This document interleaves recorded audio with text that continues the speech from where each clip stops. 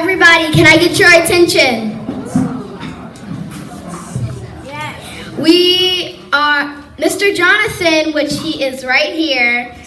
I'm introducing him. He will be reading something before me.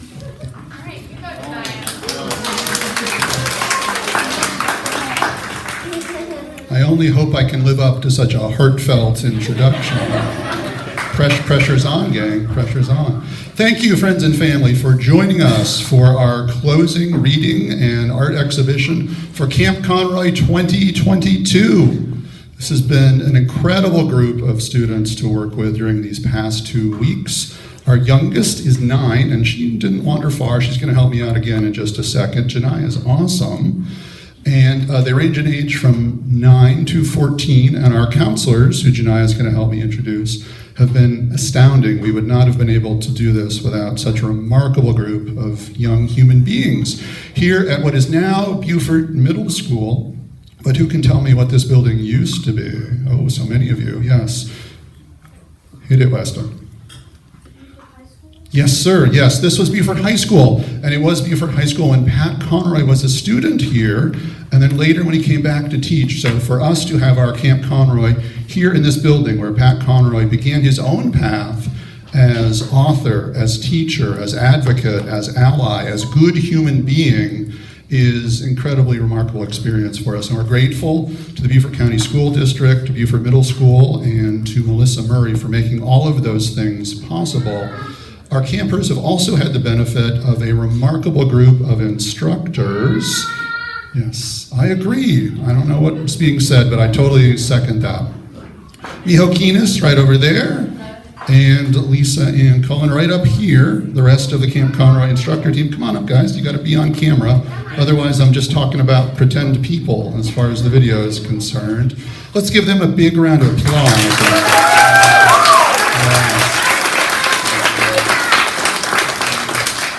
And almost every single day we've had guest instructors with us as well, and I would be doing them a disservice if I did not name them. Several of them are with us this afternoon. We've been visited by Jeyda Bolukbasi, Aki Kato, Jennifer Daniels and Jeff Neal, Don Brut, Stephanie Austin Edwards, Susan Diamond Riley, Kim Poovey, Robin Prince Monroe, and superstar volunteer Gina Baker. Let's give them a big round of applause too.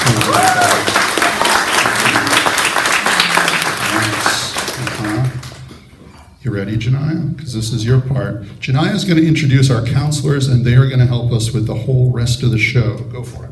Which I am shy, so if I stop, just be aware. So the first counselor I will introduce is Addie. Addie, come on up.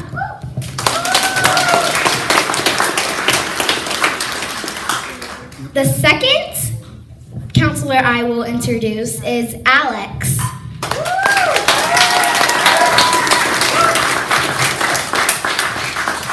The third counselor I will introduce is Bailey. Sadly, our fourth counselor, Charlotte, couldn't attend because she didn't feel so well. The fifth counselor I will introduce is Lee. Lee, come on up. The sixth counselor I will introduce is Millie. Millie, come on up. And our junior counselor, Savannah, come on up. Let's get another round of applause for all of them.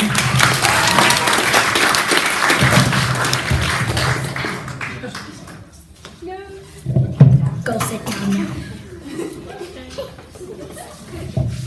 You did so good, Janaya. Thank you. You can host next week. Okay? All right, are you coming up? Yes. All right, so Lisa and Cullen is going to come up to get our show underway. Thank you all again for being with us. We really appreciate your time. Yes, thank you everyone for being here. What's really exciting about Camp Conroy is that we built a book in how many days, campers? 10. 10 10 days. 10 days from nothing on the page to everything over 84 pages, which is just absolutely astounding. And we could not have done it without our counselors, without the campers, without all of you bringing everyone here to Beaufort Middle. So we are so excited about you all seeing the book, hearing the book and seeing the book behind. And we just want to congratulate all of our campers for working so hard and bringing this book to life. So thank you again for all of you being here. And now we are going to start our readings.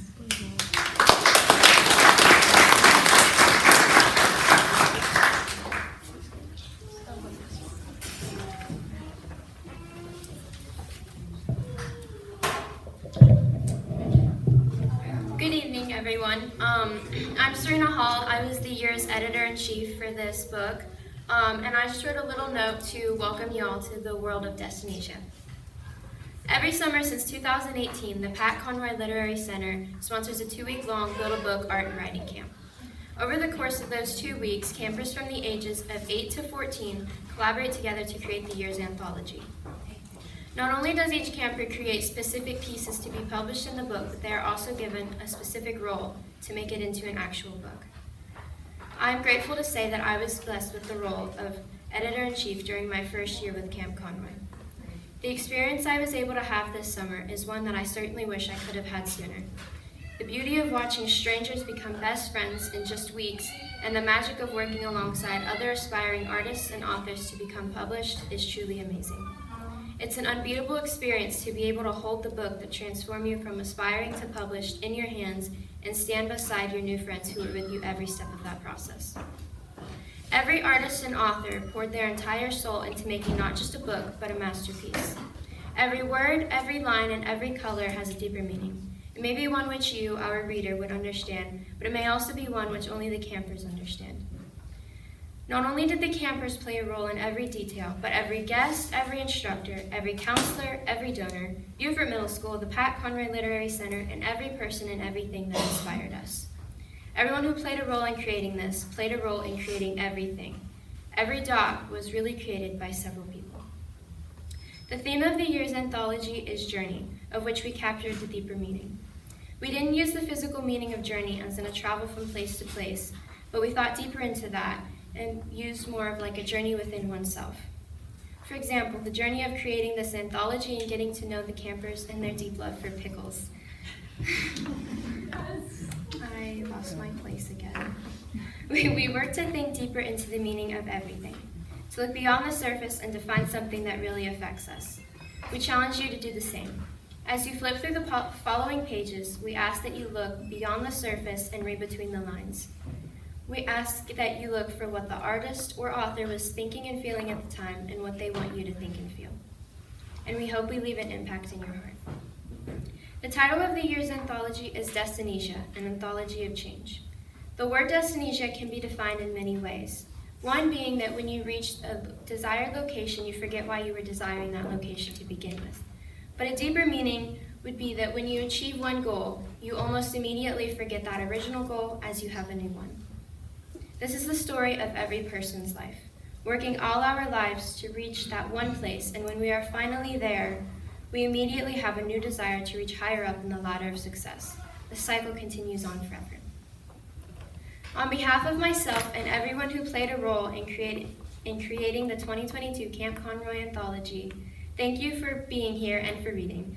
And we hope you enjoy and are inspired by our supercalifragilisticexpialidocious Anthology of Journeys. Thank you.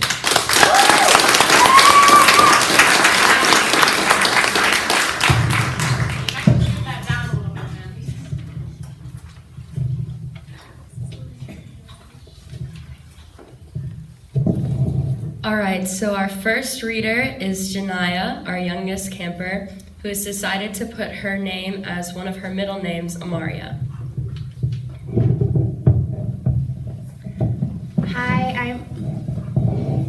Hi, I'm Amaria Adams, and I wrote 3 haikus, and the title is I Love My Family. We're going to start with my grandma and then work down to my dad. Grandma's great macaroni. Grandma's macaroni is delicious. I love it so much. Going to my dad's first one. My dad is so nice. He helps me a lot with songs. I love him so much. Dads help you fix things. My dad helped me fix my bike. I love him so much.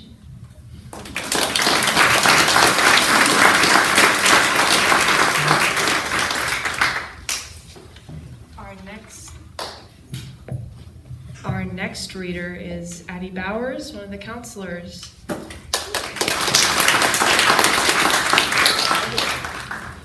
So I don't know about you all, but when I hear the word Journey, I think of the band. So this is Journey on the Midnight Train.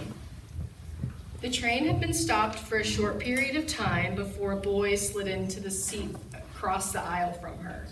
He said nothing while his eyes bore out the window beside him, flitting back and forth across the glass pane and into the dark boarding platform. At any other point in her life, she would have felt an unnerving amount of fear or, let's face it, disgust when a random man chooses to slide into a seat right across from her in a sea of unoccupied ones. Though, for whatever reason, she felt a creeping sense of familiarity when she looked across the aisle at him. He was doing the same thing she was doing only moments prior to his uninvited arrival, people watching. The train was set to embark on its journey at midnight. At exactly 12:07 a.m., the booming voice of the train conductor ran out in a crackly disharmony over the speakers, announcing that the train would not be departing for quite some time. The girl sighed before she angled her body away from the boy across from her. He looked like he belonged there, like he was meant to ride subways and trains and hail taxi cabs in the middle of bustling cities. She could tell he'd done this before. His feet were propped up on the seat in front of him, and his earbuds were turned up so loud that she could hear the booming bass of whatever terrible song he was listening to. His bag was strewn haphazardly in the seat beside him, making absolute sure no soul could occupy the once empty seat. That's rich, she thought. He wouldn't let anyone sit beside him, yet he chose the seat directly across from her, when he could have chosen any of the others. She quietly wondered where he was going this late while she watched the strangers outside the train platform. Some of them were stumbling amongst the crowd, others smile and mingle with nearby strangers. One man stood in the corner furthest from the train, strumming the words on a beat-up guitar and singing slightly off-key to some random folk song, while the smoky haze of a stranger's cigarette wafted around him.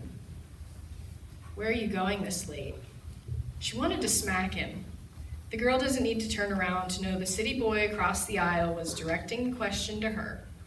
They were all alone in the back, after all. "Anywhere?" She didn't turn around to face him when she responded. He was quiet for a moment before he slid directly into the seat beside her. Before she could reprimand him on personal space and stranger danger, he leaned across her and pressed his finger to the fogged-up window, pointing to a random man leaned up against a streetlight. "Where do you think he's going?" He didn't turn to her as he spoke. He simply pointed. "Somewhere. Looking for a thrill, I suppose." "Where are you going?" He asked her once more. She knew if his question went unanswered again, he would just keep asking. So she responded, "I don't know. I told you I'm going anywhere." He was quiet before he nodded and slid further into the seat beside her, facing the front of the bus when the doors screeched shut. The midnight train's journey to anywhere had commenced, and the stragglers remaining on the platform became a hazy blur of shadows in the night as the train sped past them. He spoke to her one last time before he stepped off at the first Detroit stop. "Keep rolling the dice. Maybe one day you'll find what you're searching for." She said nothing while he left, only staring out of the finger-smudged window, watching him disappear under the streetlights and down the boulevard. She wondered where he was going. That's it.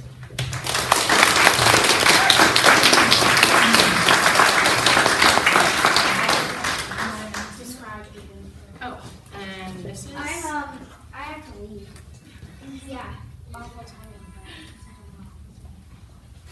And this is Aiden Richards' work. Yeah. Do you want to talk about it? Yeah, you should have done that a little earlier, man. I got it. Anyways, I like to draw more than writing, so. Aiden, let's explain your work.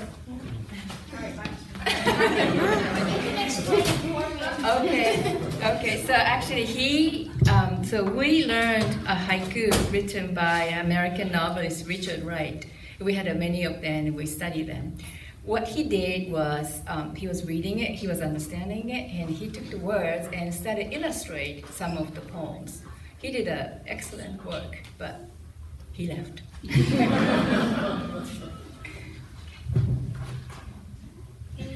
The next reader is? Our next reader is AJ Gardner.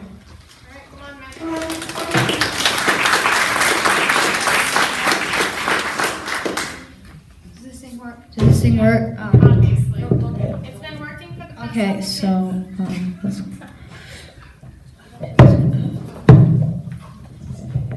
Let's not treat the microphone roughly for any future readers, please. Yeah, sure, okay. The journey of the creature. It looks and travels for it. It leaves its home to find it. And only when it uncovers it can it truly be what it truly is. As it traverses through the many marshes and forests, it faces danger with horrific monstrosity and just barely slips away, but adapts and becomes stronger. But this is what the journey is for. And by the end, when it reaches the destination it has been hunting for, it's no longer the tiny creature it once was. It has truly earned the title of Mata. Okay, and then there's the next one. It was given youth, only to be thrown away. Now it's born anew. Okay.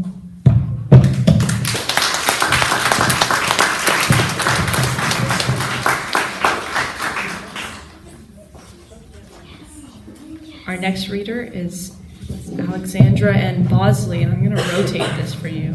Thank you. All right. All right, hi. My work is a poem, and you can probably see it up there. Yeah, there we go. It's called Coast. A walk on the beach is a grand adventure for a little kid with an active imagination.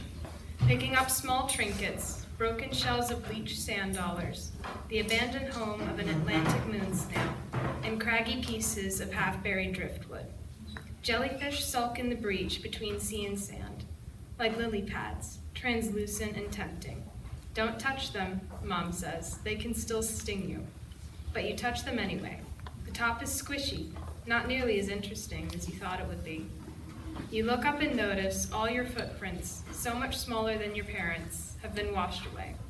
You shrug and dig your heels into the sand to make new ones. The next reader is Allison. Where is she? There she is. Yeah, you're gonna need it a little lower, man. I have no idea how to do this. Here.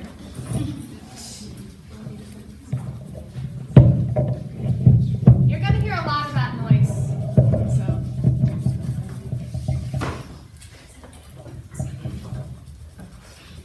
A secret hidden within the trees and animals, a journey that will never end.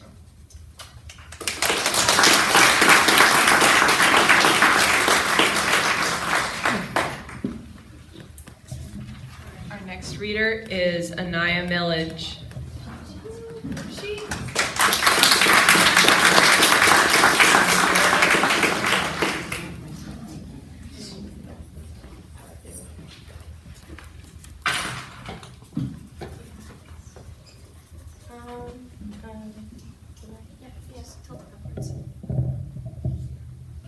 Okay,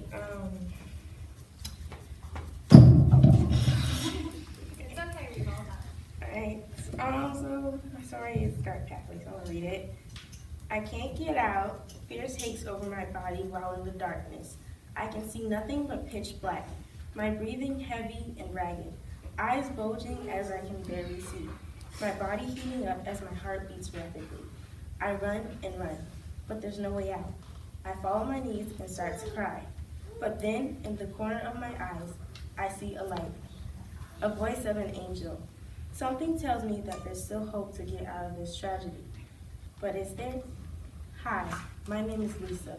I've always been an innocent girl, never got into trouble or anything I couldn't get myself out of, until I met him. Lucas Garfield, he was the complete opposite of what I was. A troublemaker, they say. But I was the only one who saw different, at least I thought. Until one day, something changed. Me and Lucas, the guy that I thought would never notice me, we grew awfully close to the point where I trusted him with all my heart. He's a bad influence, my father nagged, but I didn't listen nor care. You don't know him like I do, so you have no right to judge him. With that, I slammed the door, leaving my father dumbfounded, taken back by the words that spewed from my mouth. Are you ready to go? Lucas asked. Yes, I said with a fake smile plastered on my face, letting the words my father said slip from my mind. But little did I know. We walked up to an abandoned place, and I felt a weird feeling pile up inside my stomach. Lucas, what are we doing here? I asked. Trust me, Lisa, it will be fun, I promise.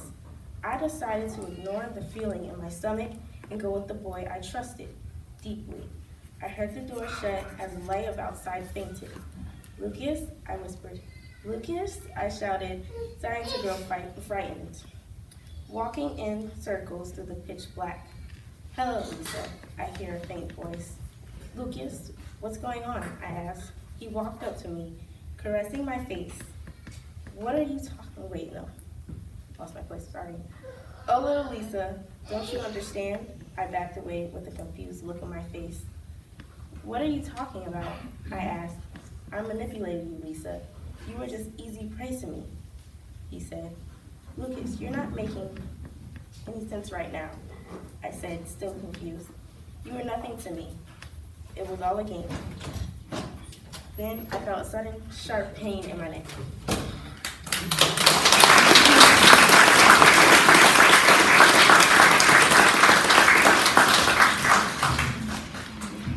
Okay, hi. My pages are next. And I wrote a haiku and a story. Silence, a story left in the sun, orange skies spread wide. A walk through my life with no certain finale, imprints left behind. Reaching for the future, knuckles turned white, forever dissatisfied.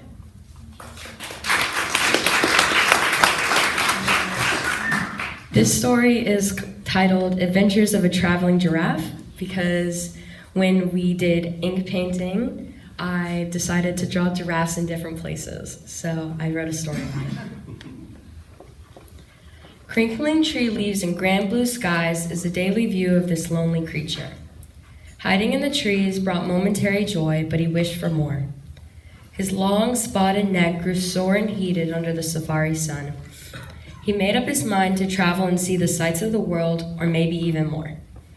Back in the past, traveling to the moon felt impossible. Too many complications involved.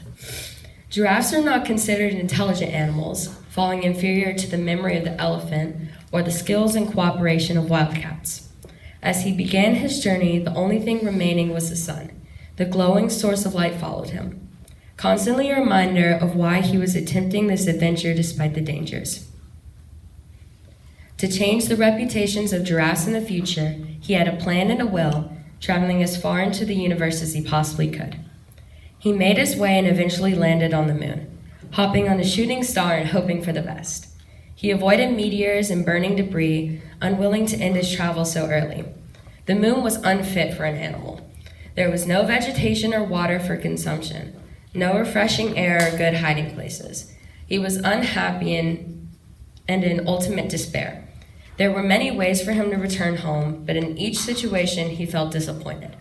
He would not achieve his goals unless he traveled deeper. He hopped on a collection of traveling cans, being attracted towards the mighty rings of Saturn.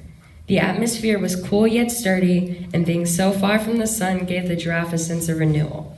Away from the scorching sun and the uneven moon, he felt at home. The end.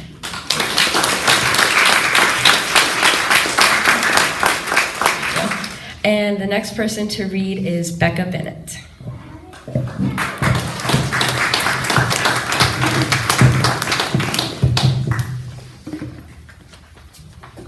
Okay. Low tide. The muddy banks are spotted with oysters and clustered with green-brown reeds. Great heron tiptoe with long, elegant legs and outstretched talons along the riverbank, wading through muddy pools of water. This is the life. The pungent smell of fish and salt flooded my senses. This is the life. Morning car ride with the windows rolled down and music pouring through the radio. This is the life. Sipping on sweet tea, the salty grime of boiled peanuts embedded into my nails and staining my fingers. This is the life. Knees buckling beneath my legs, I jump from the dock and plunge into the water. The water cascades around me, cooling my skin in the intense heat of the sun and engulfing me in a sense of calm. This is the life.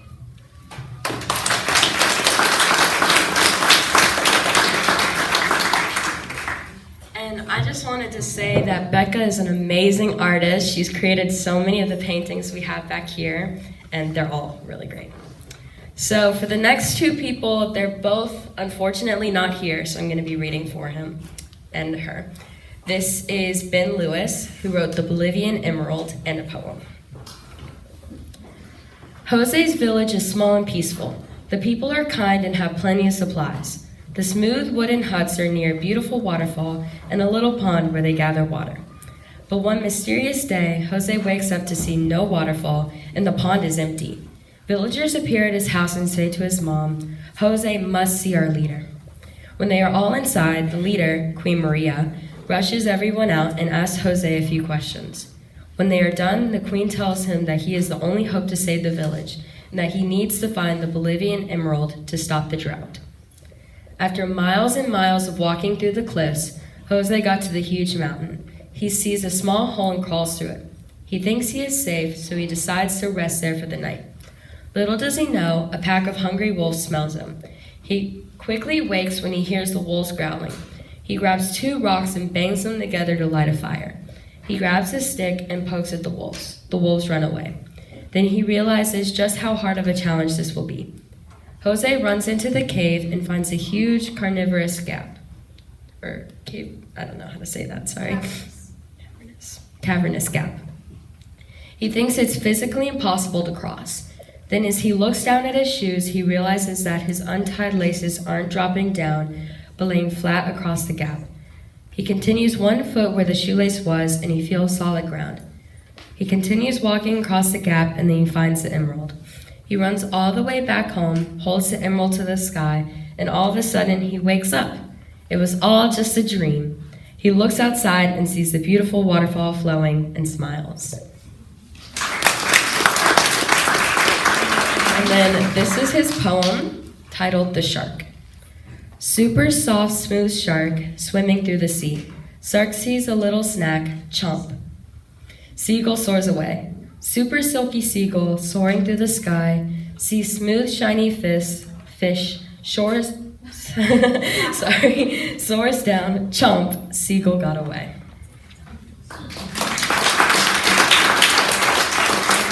And then this is our other counselor, Charlotte, who started to feel unwell, so she left.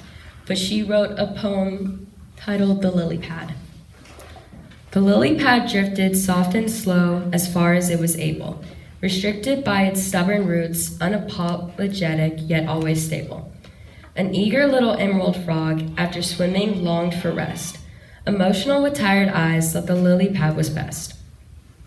He climbed upon its lime green leaves, the lily pad thought cute, and for the frog gave up his fight of escapism and dispute. And then the next reader to read is Dustin Tucker.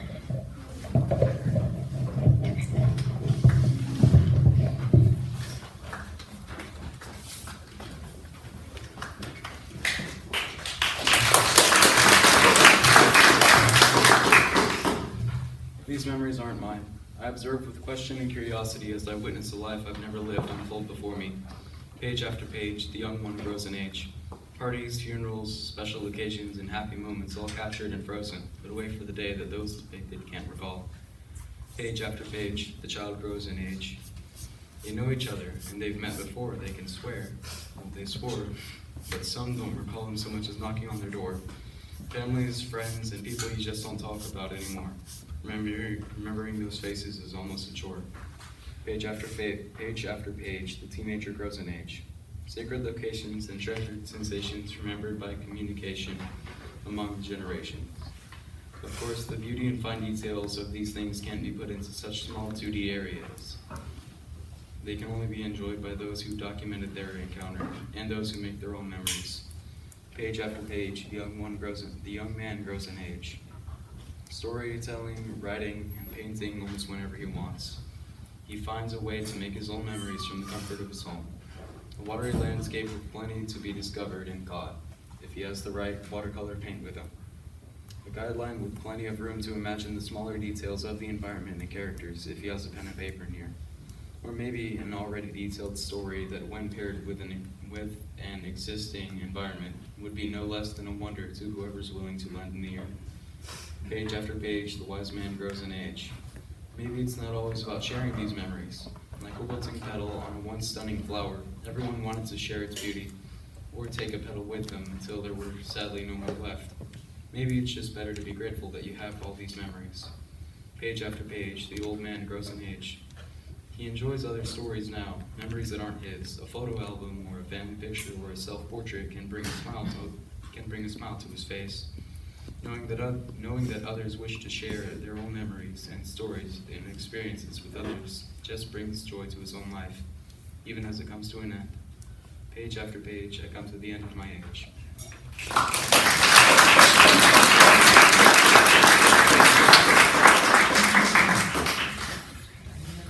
The next reader is Elena R. Horn.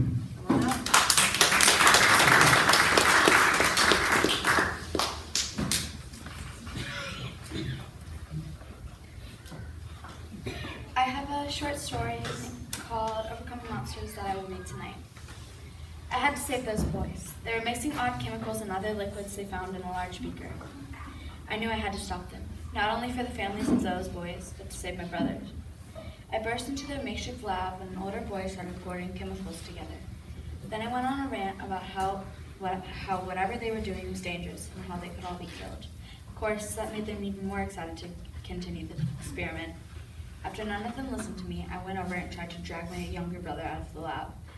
I was unsuccessful with my brother, so I left in a rage. A minute later, I heard the explosion behind me. That is how the monsters came to be. It has been a year and a half since that incident.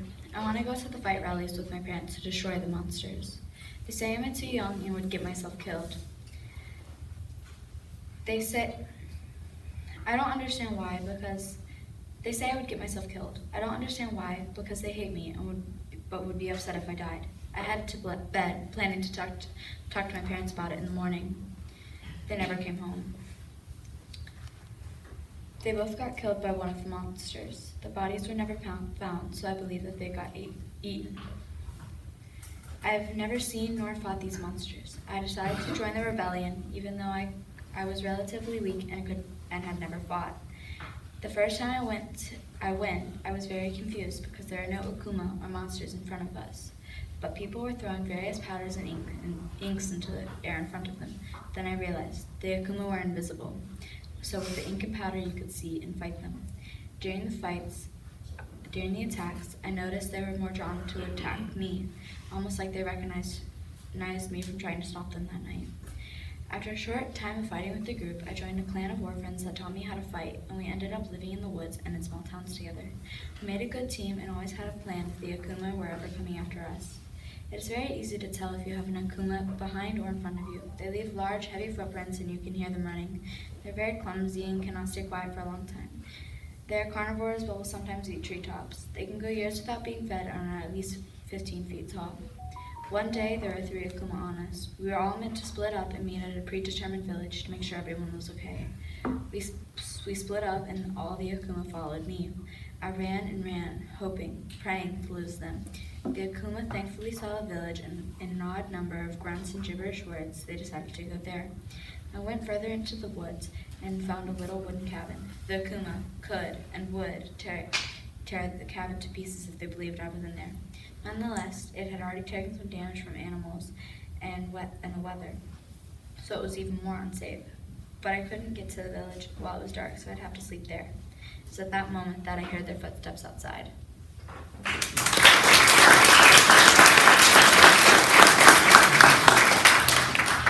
The next person to read is Elaine Warner.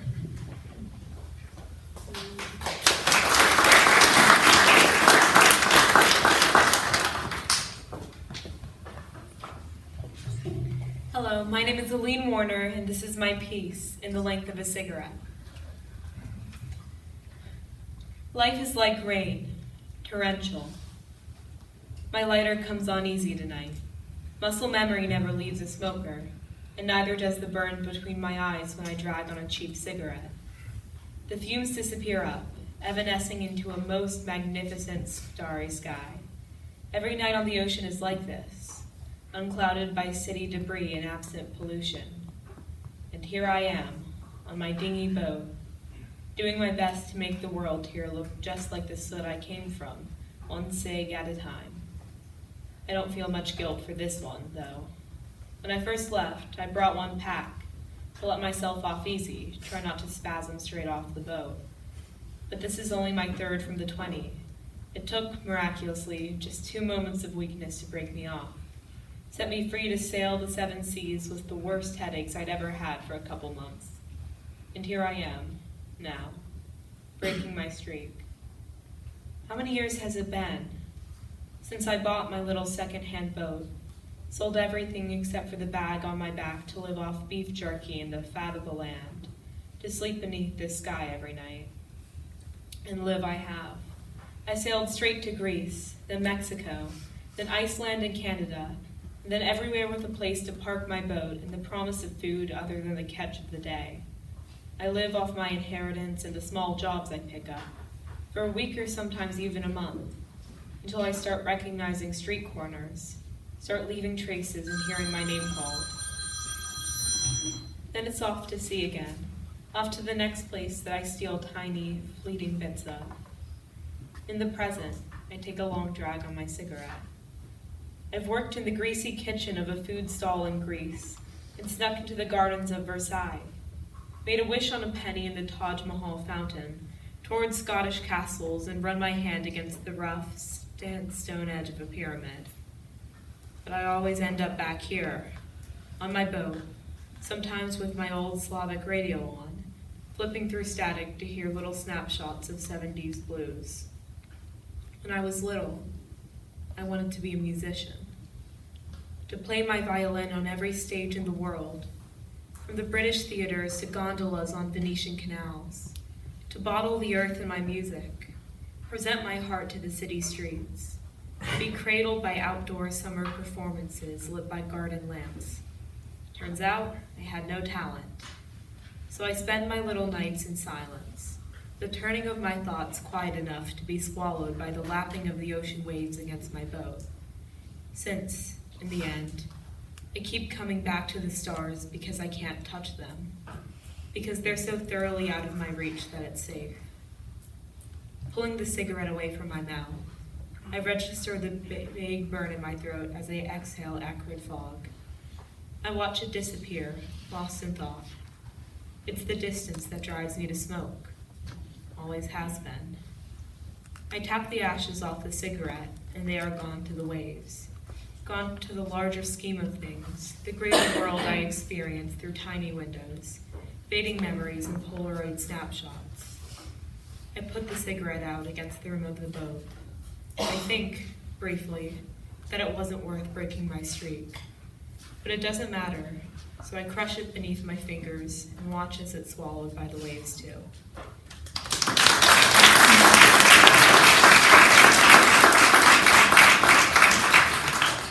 So I'm also reading my sister's piece today, as she unfortunately could not be here. So this is Summer Journey by Elaine Warner. Every summer, I go down to a sweet town in South Carolina where in every breeze salt water flows, where I walk slow as the sun gets low, and in the heat I take a seat and one more time admire the breeze, till I come back again. I'll be in North Carolina, where a cold breeze blows and no one knows in their seats, for there's no more heat until I come back again, as I do every summer.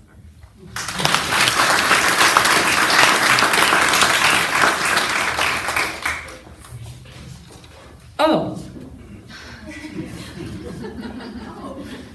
I'm next. Hi.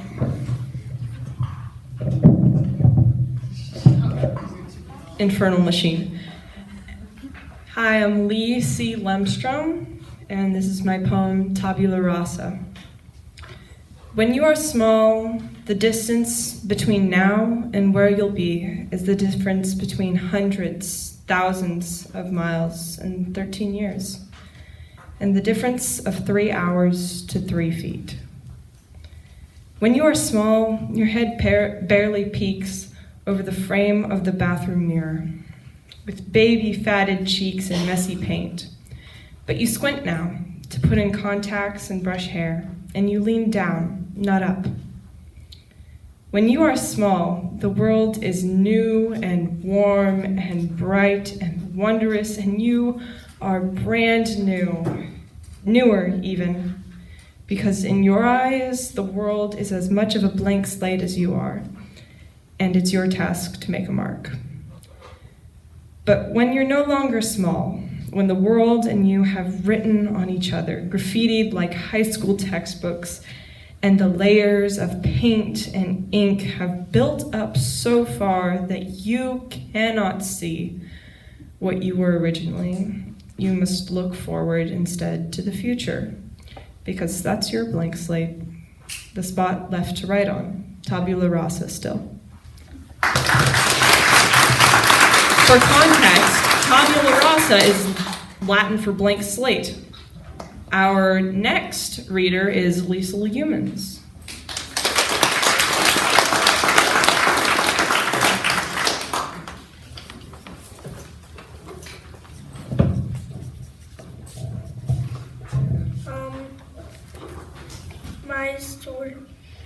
My short story is called The Sweet Siren. The sweet siren isn't actually that sweet. She's sweet compared to other sirens. This story may be a little scary. As we awaited our meal, it felt like we were doing something wrong. We were eating a personal life after all. Then it came to sacrifice, begging to be let free to swim back to the island he came from. I was hungry, so I shook my head like the rest of the sirens, and we ate him.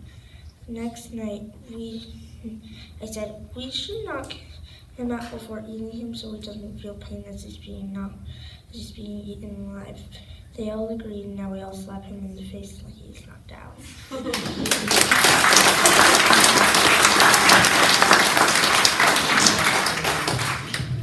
Our next person to go is another counselor, Millie Bennett. This is my piece, The Wind, the Tide. In the push and the pull of the waves drifted a turtle. Composed of moss and cobble, it streamed through the water as though it were the marsh itself, a lock to a key. In the river, in the marsh, in the mud, the turtle was the tide. Like foam that floated by, free in its fluidity but trapped by the torrent. But the turtle did not wish for anything else. The tide took the turtle where it needed to be, to what it needed to do, to who it needed to be, and the turtle was content. In the drag and the lift of the air drifted an osprey. Composed of tufts of cloud and flecks of shadow, it streamed through the air as though it were the sky itself. On the drafts, on the trees, on the brush, the osprey was the wind. Like leaves that whisked by, swift in its lightness but captured by the gust. But the osprey wished for more. It wished for warmer winds to take it where it needed to be, to what it needed to do, to who it needed to be. A gust pushed off the water, pulling the warmth of the tide with it underneath the osprey's wings. The osprey shot up, flying faster and farther than it ever had on a new wind, and the turtle watched from its home in the tide. It watched, still content with the lock it had always fit in, for it had been the turtle's tide that had aided the osprey to greater heights. The turtle also knew that, when the time came, the osprey's wind would aid the turtle when their key rusted and broke, pushing the turtle out to sea.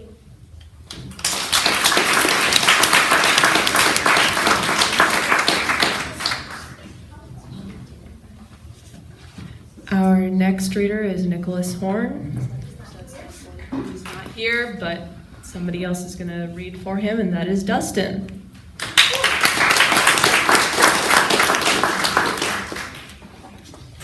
The playful child. This child is playful. This child is small. This child has a dream to be a child with pure happiness.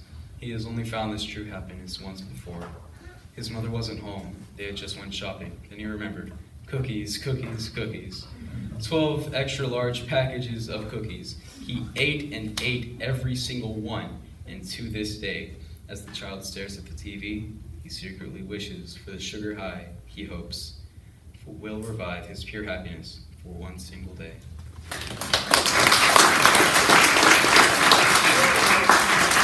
We have our first and only junior counselor, Savannah Epps.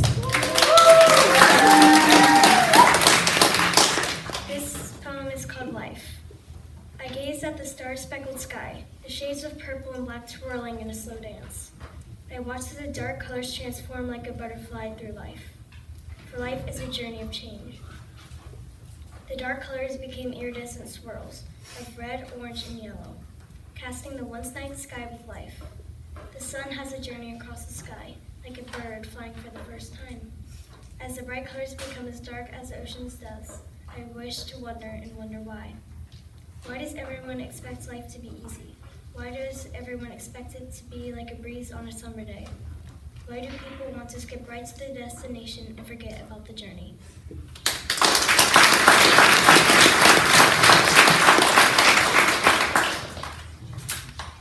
Our next reader is our editor-in-chief, Serena Hall.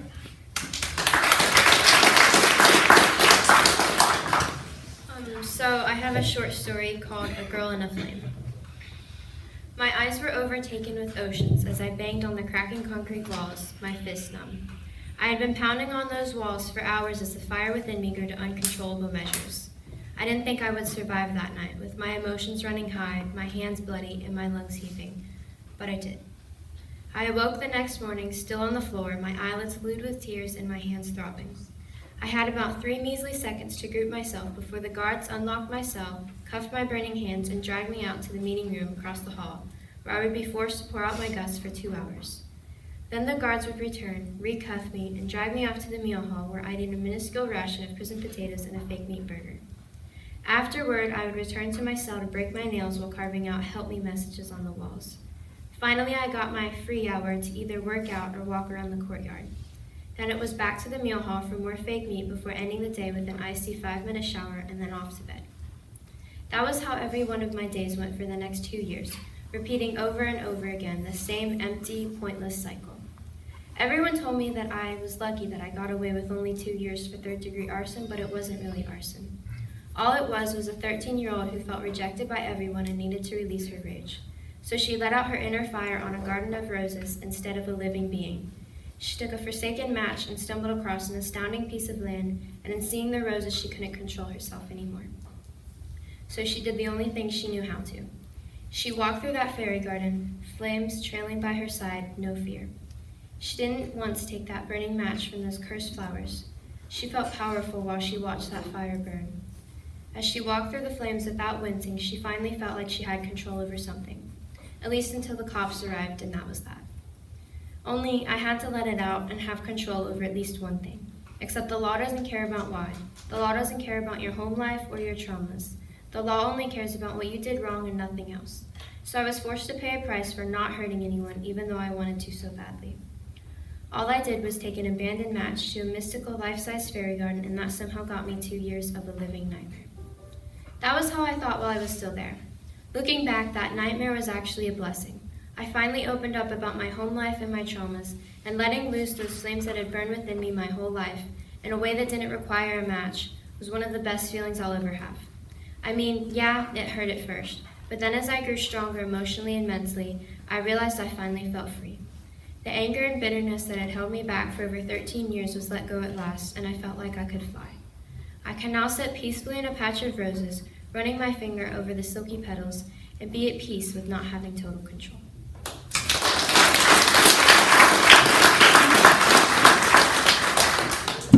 All right, so our next reader, she wanted me to read for her, but she is coming up right next to me. This is Nasaya, and also known as Sketchy in this book.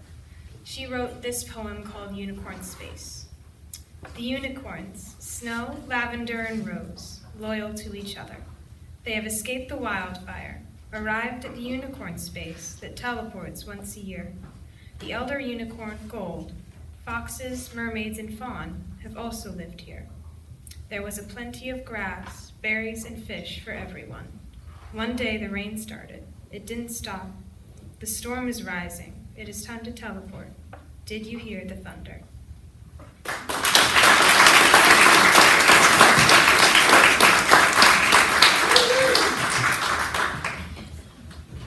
Our next person to come share their work is Sophie Brown.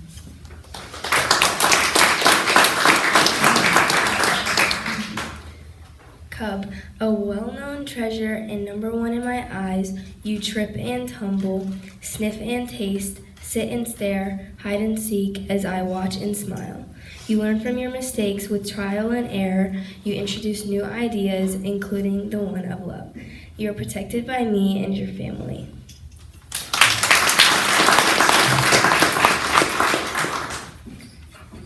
A sprout of life, the fresh seedling, searching for spots of sunlight growing by your feet.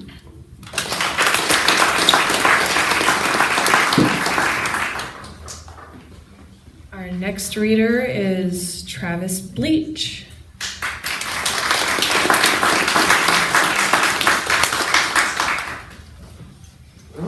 Sitting on dry sand, watching the waves of the ocean crash onto shore, relax, feel calm, and listen to the sound of waves. Sometimes when you're having a bad day or not feeling well, calm down and listen to the soothing sound of the ocean. And maybe have a sister or brother to talk to that helps you when you're upset or feeling unhappy. Call a friend if you can and play in the sand and watch the sunset for a bit, because all you could do is just breathe and calm down.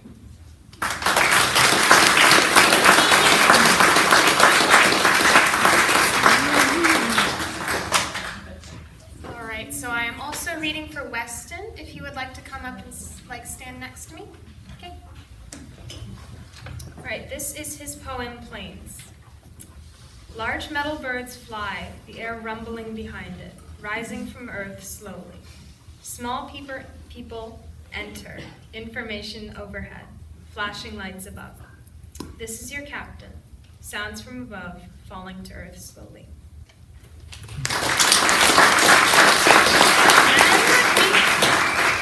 We have Willy Wonka, also known as William.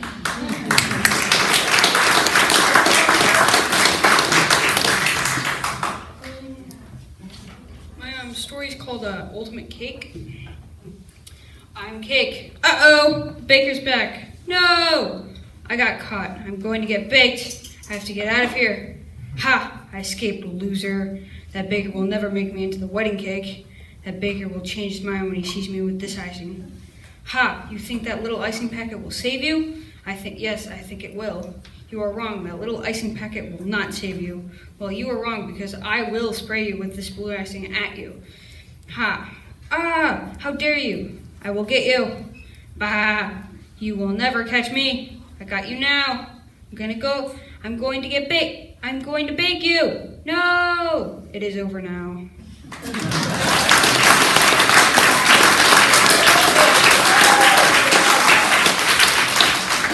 We have another person who would like to have theirs read by someone else. This is Anella, who is writing under the name of the character she's created, William Johnson. Willow Johnson. And Millie is going to read her story for her. Didn't even bother to turn the page for me. Willow Johnson, Diary Entry 164 and 165. Dear Diary, in the words of Veronica Sawyer, my teenage angst has a body count. I just can't stop thinking about what I saw. I swear to God it looked like Caitlin, which is impossible because she's dead. If she wasn't, she is now. and probably wouldn't want to see me, especially considering the shape I'm in currently. I've been in bed for 3 months now, and no doctor I've seen has had any idea for what's wrong with me, much less a diagnosis. Charlie has his own ideas of some otherworldly ailment that I've apparently been cursed with, and while that thought makes me want to scream out of frustration, I have to admit he has a point. I started having symptoms after seeing whatever creature was taking Caitlin's form, and I've been having night terrors about it too. But the nightmares aren't really scary, just slightly unnerving, and it's fun to see Caitlin. She's never trying to harm me. The others are, though. They go from unsettling to straight terror, and Caitlin is used to all of it. The world behaves differently too. Everything's just weirder there, I guess. I'm not sure how to describe it, honestly. I might draw some pictures to get the images out of my mind. Well, talk to you next week. Sincerely, Willow. There's another one. You don't want me to read that one? Okay. Dear Diary, I can barely sit up to write anymore, and it feels like my heart is being pulled from my chest, which might be actually happening if my night terrors are to be believed. Charlie thinks the monsters are trying to lead me away, and to be honest, I think anything would be better than having to lay in bed all day. It's odd. I feel well enough to open my window, but nothing else. The summer breeze feels great on my face, and I just want to go walk in the woods again. Aunt Lisa says I should keep resting, but I know I can do it. I need to investigate that monster. I need to see Caitlin, or whatever looks like Caitlin. Talk to you next week. Willow.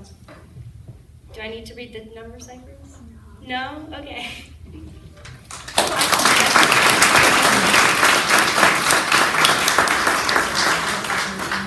So this is, turn.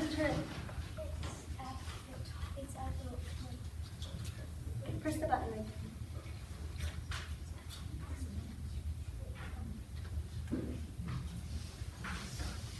We did it. Yay. So this was a collaborative work between some of the campers, Anaya, Becca, Serena, Sophie, CG, that's Charlotte, and me. And it was a 10-sentence hero's journey, and as you can see, they got very immature. This one is titled Your Mom. This just in, there has been a tornado spotted heading towards Pickle Factory City. The tornado keeps shouting to the townspeople, "You guys are so lame, you tell weak jokes." Terry, a basketball coach at a local Pickle Factory City High School, has just appeared out of the depths of the earth after hearing this and is claiming that he can come up with the best joke in the world. To find inspiration and help writing the joke, Terry is venturing into the forest to meet Bigfoot, aka Charlie, the biggest stand-up comedian in the woods. We have just been informed that Terry and Charlie have found themselves a mentor. Blake, a therapist chinchilla with crippling anxiety and a love of stuffed animals. At Charlie's stand-up show, Blake's advice to Terry and Charlie is this: you can't use old jokes. You need to find inspiration and be creative, or else Jamie, an evil cat villain who purrs when happy, will disapprove and launch his emotional robot at you, who will make you too sad to be able to tell a joke.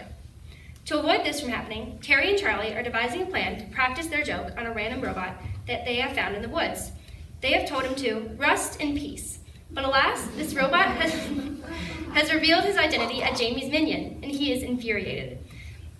The robot is now begging Jamie the cat to launch an asteroid at Earth to avenge him, and Jamie has apparently agreed to this. However, something has stopped Jamie in his tracks. This just in. Terry has said, "Your mom." A loud purr can now be heard for miles coming from Jamie, and the tornado has allegedly peed himself from laughing. Terry and his team have saved the day.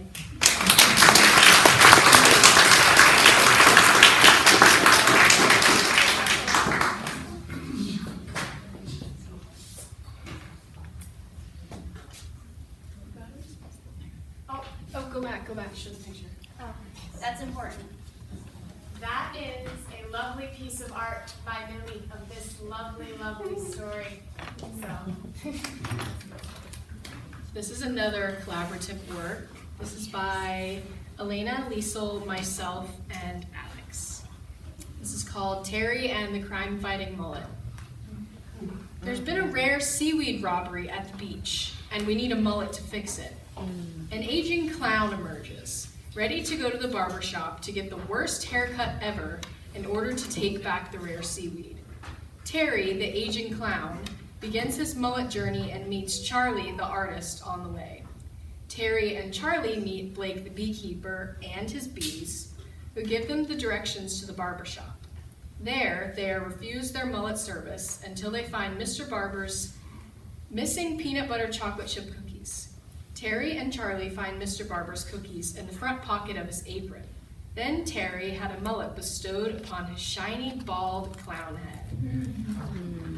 Terry, his mullet, and Charlie come face to face with Charteriac in his lab, who explains that he has been the one stealing the rare seaweed. Charteriac's seaweed is so ugly and repulsive that it powers his generator. When the generator gets a view of Terry's mullet, the sight is so unbearably ugly that the generator explodes and Charteriac dies of secondhand embarrassment and mullet-induced cringe.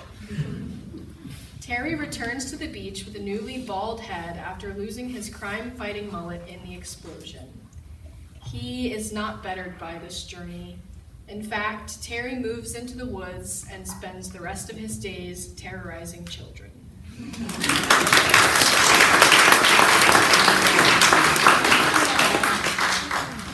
And this was another collaborative work where we were making a 10-sentence hero's journey story out of the song Journey, just a little bit on the nose. And this was written by Amaria, AJ, Allison, Ava, Sketchy or Nasaya, Charlotte, and me. Once there was a small-town girl. She lived in a lonely world. Her world was her community, tiny and desolate. Disconnected as they were, the small town found solace in the movie theater that displayed worlds and relationships beyond their own. Entranced by a screen beyond their sadness, no one noticed when the movie theater pitched into an inky blackness. Trapped by mechanisms of their own loneliness, the shadows of the lonely world easily took over the minds of the small town in a movie that never ends. However, not consumed by sadness of the lonely world, an out-of-town city boy was not constrained by the shadows of the night. He noticed the hypnosis and saved small-town girl from the blinding sadness, dragging her into a street filled with shadow-possessed strangers waiting up and down the boulevard. With the use of the streetlights, the small-town girl and the city boy escaped, meeting a singer in a smoky room. The singer told of the magic of streetlights against the dangers of the shadows, and with this new information, they set back out to stop the movie that never ends. In doing so, City Boy was lost to the shadows, but the town and small town girl will never forget his sacrifice for the world's freedom and reunification.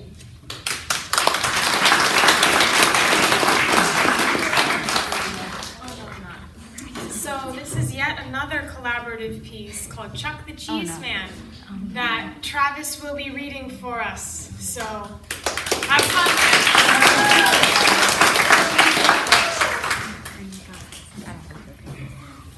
Sharknado is on the City's Boys TV in the lonely world, and it will not turn off. He needs a streetlight to fix this because he has already tried everything else. A small town girl emerges, ready to begin her streetlight adventure, and she meets the city boy on the midnight train, going anywhere when he asks her to help him fix his TV. The midnight train stops before a smoky room where the small town girl city boy meet a singer named Chuck the Cheese Man, who tells them how to harness the power of one Pacific streetlight. Small town girl and city boy encounter their first challenge when strangers waiting up and down the boulevard and blocking their streetlight. They defeat the strangers in a dramatic fight sequence to Lynyrd Skynyrd, Freebird, and throw Ninja Star-shaped Kobe Jack cheese at them.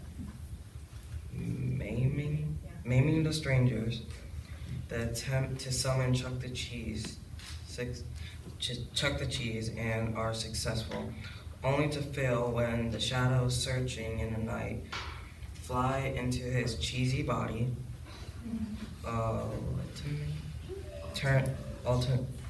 ultimately turning him into Chuck the Cheese Man. Chuck the Cheese Man? The real villain.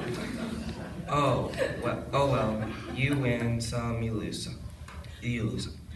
They defeat Chuck by harnessing the energy of their street light and melting him into nacho cheese, then throwing him onto City's Boys Sharknado TV, one's home, eliminatingly exploding the TV. Small town girl and city boy enjoy a plate of nachos while Freebird plays softly in the background.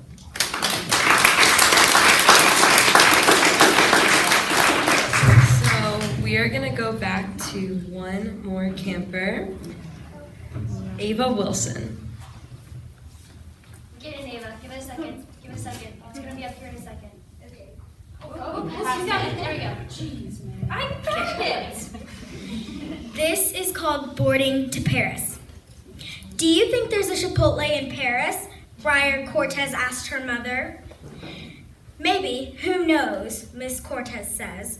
Briar grabs her notebook with the music notes on the cover and heads upstairs. Briar hums to herself some lyrics for a new song she's been working on. Then about 15 minutes later, she's fast asleep. 2 weeks later, Briar and her family are ready to move to Paris. Briar steps out of the plane and heads into the huge Paris airport. When Briar's mom and dad find a place to sit and her sister is settled, Briar asks, "Are we taking an Uber to our new home?" "Yes, we are, sweetie," Mr. Cortez says.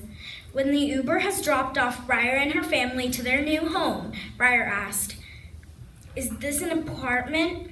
"Yes, Briar, this is our new home," Miss Cortez says. When Briar walks into her apartment, she looks around and goes to her room. Briar looks at her bedroom and notices most of her stuff that was packed up is in a similar form like her old bedroom back in New York.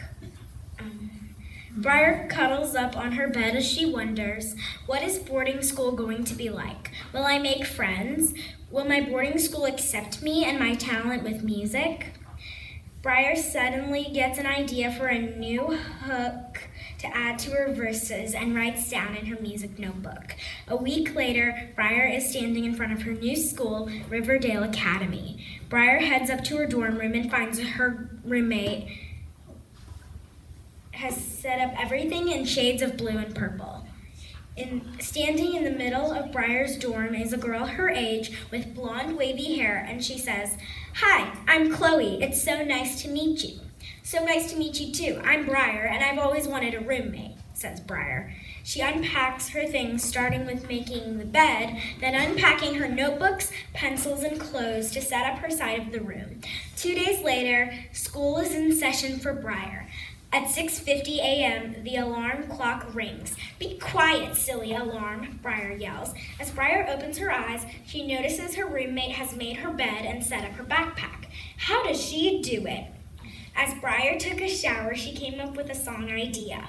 When Briar got out of the shower and put on fresh clothes, she thought of how her classmates might laugh at her and make fun that she was from New York and had an accent.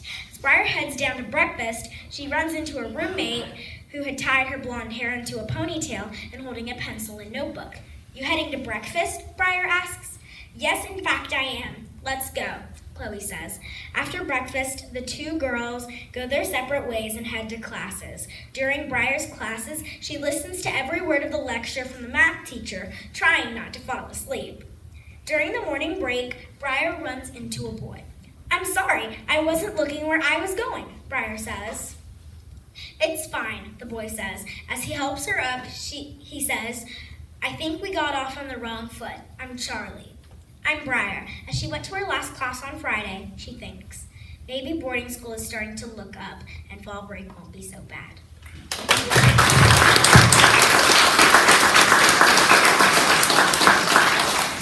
All of you guys did so good. I just have a couple of things to say. So if you want to take a picture with your little artist or author, we have some backdrops painted on that trifold. And any artworks on the back of that trifold, that one, and the sculptures can be taken home today. Thank you. So, family and friends, how did they do?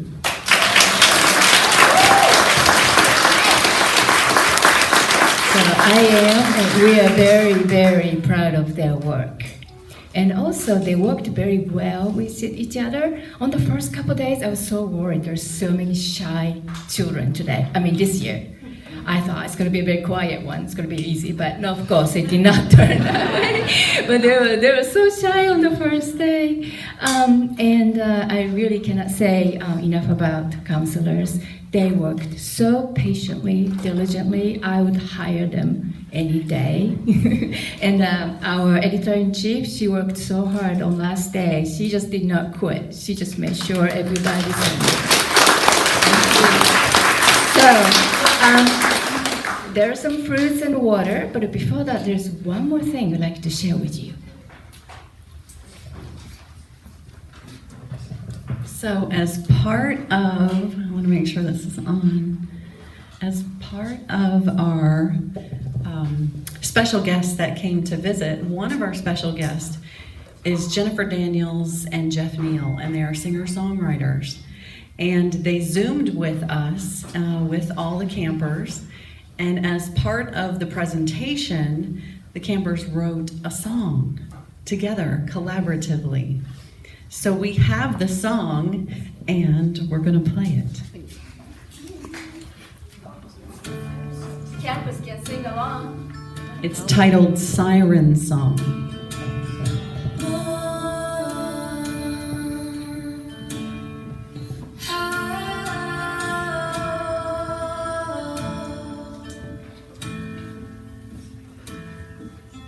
I called the boy from the village when the full moon comes to bear. And what has he for a visage but the glistening of my hair? I sink then your ear to me.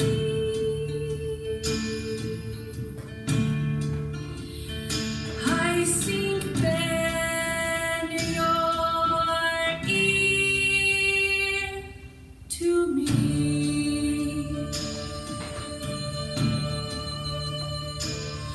A rowboat bobs on the ocean. It's two paddles drifting beside. In the vast emptiness of the curtain, there is only he and I. I sink behind your will to me.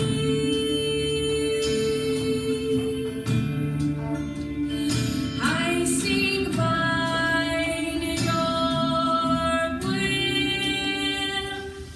to me.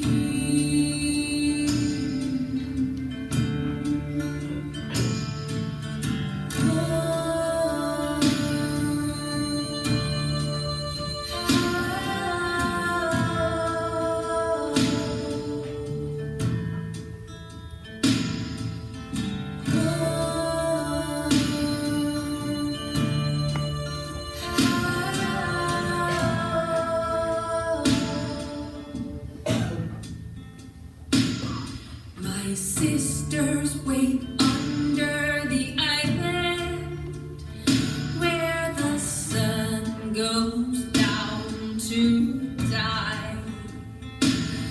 They spend their whole morning preparing to feast on the boy that I find. They sing, bring that meal to me.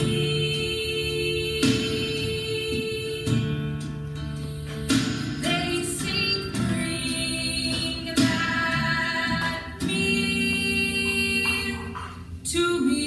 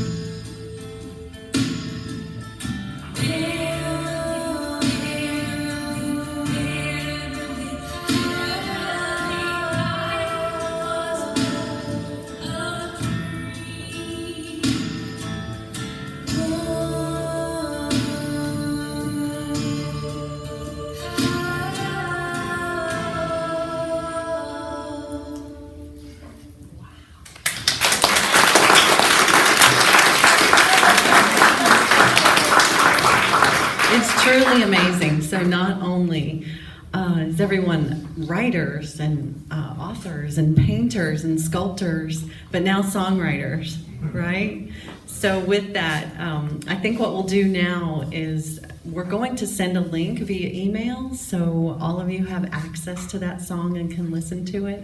So Jennifer and Jeff provided that song for everybody to enjoy. So congratulations, all of you who wrote that song. It's just wonderful.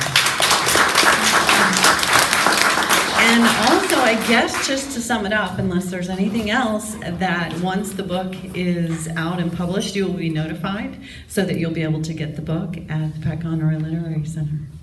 Is there anything else? I think we are ready. So please take a look at the art, and you can take the art home and sculpture home. And thank all of you for being here today. Thank you. Only if it's your art, I'm being told.